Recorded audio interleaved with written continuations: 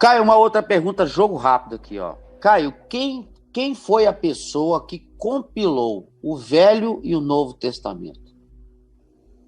Eu dei 6 noites de 2 horas de aula, mostrando essa viagem toda. Ninguém foi lá, um cara, e compilou. Isso foi uma história. Começou com os judeus lá atrás.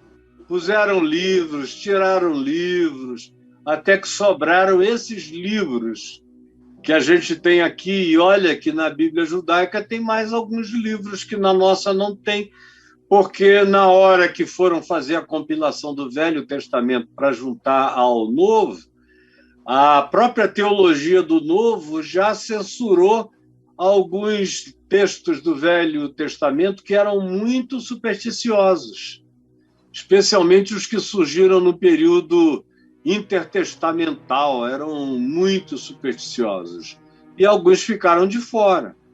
E no Novo Testamento a mesma coisa.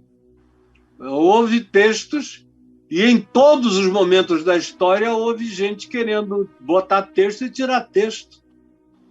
E essa formação que a gente tem do Novo Testamento vem de Constantino para cá. Antes disso, não tinha quase nada produzido. As pessoas circulavam cartas, mas elas não estavam nem reunidas.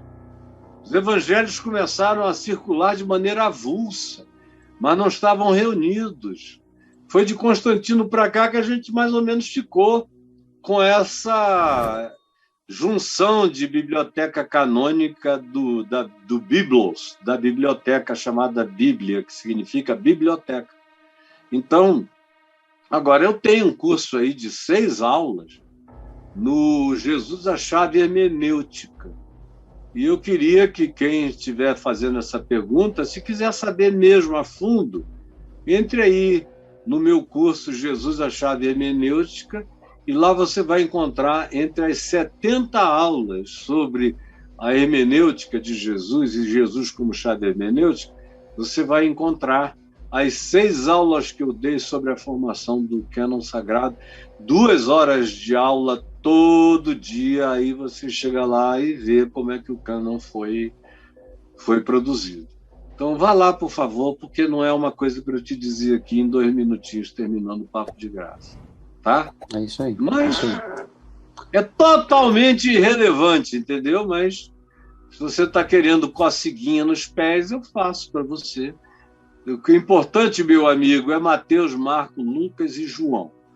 Se você puser isso no coração, você pode ler Atos, Paulo, Pedro e o resto. E se você souber que Jesus é o clímax de tudo, e que é através dele que a gente entende os apóstolos, não é o contrário. A teologia reformada ensina a gente a entender os evangelhos a partir dos apóstolos. A gente aprende, de fato, quando Jesus é o centro, que você entende os apóstolos a partir de Jesus. Eles não vieram lançar luz a Jesus. Eles, inclusive, se adaptaram muito ao mundo greco-romano, em várias coisas. É Jesus que os purifica. Tanto quanto a gente nem precisa do Velho Testamento para crer em Jesus. Se você pegar o Evangelho e entregar na mão de um indiano que não saiba nem que existe Velho Testamento, e ele lê, como foi o caso de Sadhu Sundar Singh, lê só os evangelhos, ele se converteu só com Jesus. O Velho Testamento é um luxo aí que, a meu ver, atrapalha mais do que ajuda.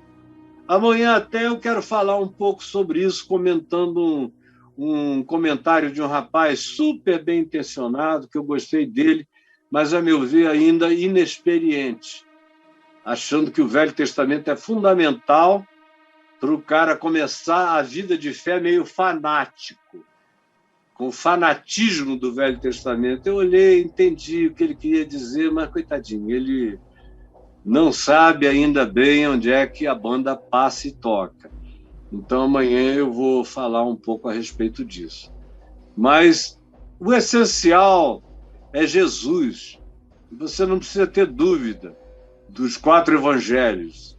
Eles são repetidos muitas vezes, os 3 primeiros sinóticos repetem várias coisas, para a gente ver a similaridade, para ver que até as divergências validam as narrativas, que são as mesmas.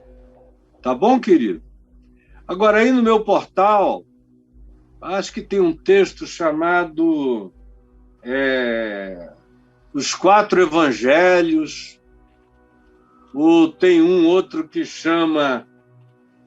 Tem um 5º evangelho, alguma coisa assim, que foi um cara que leu lá Paulo dizendo segundo o meu evangelho e achou que havia um 5º. Evangelho tem muitos. Eu estou aqui com o meu evangelho, o evangelho do Caio, todo baseado em Jesus e nos apóstolos. Agora, é o meu evangelho porque eu nasci nessa época, eu falo com a minha linguagem, com a minha experiência, com a minha vivência com Deus e com os homens e com os aplicativos do evangelho para esse tempo histórico. Daqui a uns anos alguém vai dizer o evangelho ensinado conforme Caio Fábio dizia isso, isso, isso, e ele ensinou que Jesus é a chave hermenêutica, ensinou a ordem de Melquisedeque, ensinou um monte de coisas que eu sei que praticamente só eu ensino. E é uma pena, porque se o mundo tivesse já entendido isso, a gente teria acabado com uma quantidade absurda de confusão cristã na Terra. Mas aí, brother, dá mais uma? Caião, aqui, ó, voltando rapidinho, você citou, tá aqui, ó, que 5º evangelho é esse? Olha aí, ó. Achei lá, ó. Que 5º evangelho é esse, né?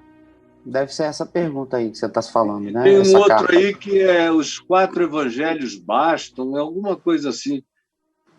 Escreve os 4 evangelhos que vai aparecer. Eu escrevi lá antes, na hora que eu estava falando, deixa eu escrever de novo. Os 4 evangelhos. Basta. 4 basta isso aí. Basta botar os 4. O que tem? Tá, eu creio nos 4 evangelhos e em toda a palavra de Deus, a verdade e a realidade como demonstrações. É uma reflexão sua. O evangelho é um nome, se puder leia. O Jesus que eu conheço, não é esse. O meu evangelho, Paulo escreveu o 5º, a mente de Paulo. Né? Aqui, e aí? Não fala. Mas basta ler aquele ali, os 4 evangelhos, e existe um 5º, que o cara já vai entender. E se ele for vendo aí para baixo nos vídeos, de vez em quando a gente foca nesse assunto por aqui, não é?